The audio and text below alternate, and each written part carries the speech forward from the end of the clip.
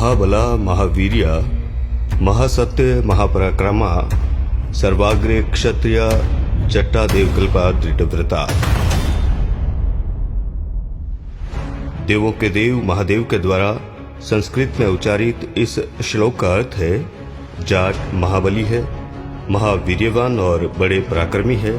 क्षत्रिय प्रवृत्ति क्षितिपालों के पूर्व काल में ये जाति ही पृथ्वी पर राजे महाराजे रही है। जाट जाति देव जाति से भी श्रेष्ठ है और दृढ़ प्रतिज्ञा वाले हैं। आइए अब एक नजर डालते हैं मध्य प्रदेश जाट समाज पर। प्राचीन काल से युद्ध कला में निपुण व मुख्य रूप से खेती और पशुपालन से जुड़ी रही वचन कर्तव्यनिष्ठा व सच्चाई से चलने वाली कौम है। हमारा जाट समाज दुनिया की सबसे उपजाऊ जमीनों पर वास करने वाली जाट कौम मध्य एशिया के मैदानों से लेकर हिंदुस्तान तक फैली हुई है। अच्छी जमीनों पर खेती करने के शौक की वजह से हमारी कौम समय समय पर पलायन करके नई उपजाऊ जमीनों तक अपने आप का विस्तार करती रही है। ये कौम कमर पर तलवार बांधकर खेती करने वाली कौम है। जाट उपजाऊ जमीनों पर खेती करते थे और आक्रांताओं से इस जमीन को बचाए रखने के लिए जाट कौम ने कई युद्ध भी किए। हमारी कौम बहादुरी की मिसाल लिए भारतीय सेना में जाट रेजिमेंट के रूप में सदैव हमें गौरवान्वित करती रही है। पश्चिम में यूरोप से लेकर पूर्व में बर्मा तक जाट बलवान जय भगवान का विजय युद्ध घोष गूंजता आया है। जाट समुदाय भारत में मुख्य रूप से पंजाब, हरियाणा, राजस्थान, दिल्ली, उत्तर प्रदेश, मध्य प्रदेश, गुजरात और आदि राज्यों में बसते हैं। पंजाब में बोली के अंतर की वजह से ये जट कहलाते हैं तथा शेष प्रदेशों में जाट कहलाते हैं। लगभग 250 वर्ष पूर्व मध्य प्रदेश में जाट जाति अन्य प्रदेशों से बहुयात संख्या में व्यवसाय व खेती किसानी हेतु आए और यहीं बस गए।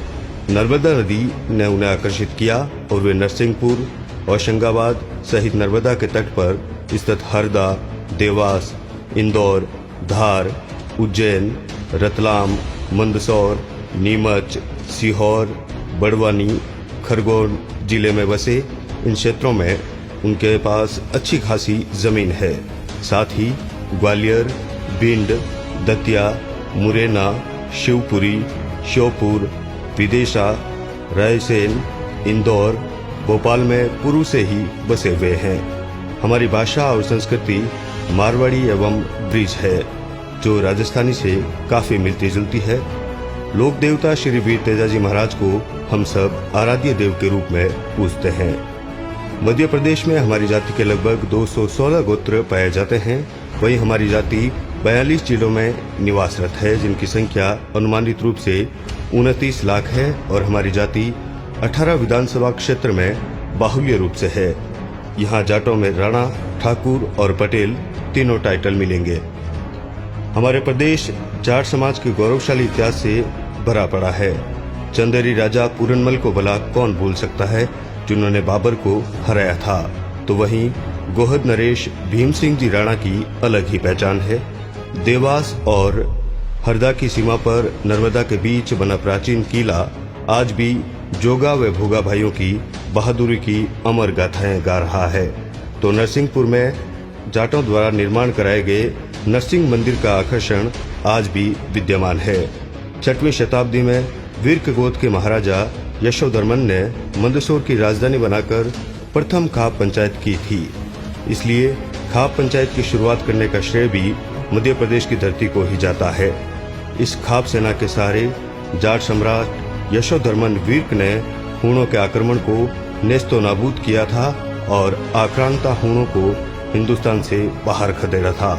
हूणों को हराने के बाद सम्राट यशोधर्मन का शासन पूर्व में ब्रह्मपुत्र नदी से पश्चिम में अरब के रेगिस्तानी क्षेत्रों तक हो गया था। सम्राट यशोधर्मन का विजय स्तंभ 1500 साल से आज भी मंदसौर की सोंदिन में शान से खड़ा है। पंजाब के मालवा प्रांत की तरह ही मध्य प्रदेश के मालवा प्रांत को भी मालवा नाम मलही या माली शासकों द्वारा दिया गया है।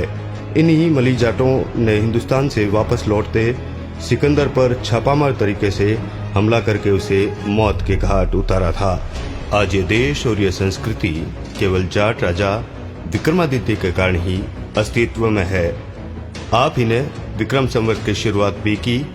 जब भारत में सनातन धर्म का अस्तित्व खतरे में था, तब महाबली महापराक्रमी जाट राजा विक्रमादित्य ही थे, जिन्होंने सभ्यता व संस्कृति को जीवित रखा।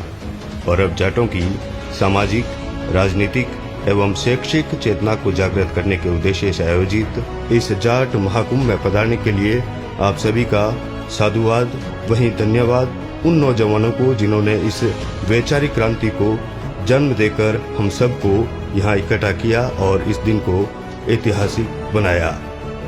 जय वीर तेजाजी महाराज की। जाट बलवान जय भगवान। धन्यवाद।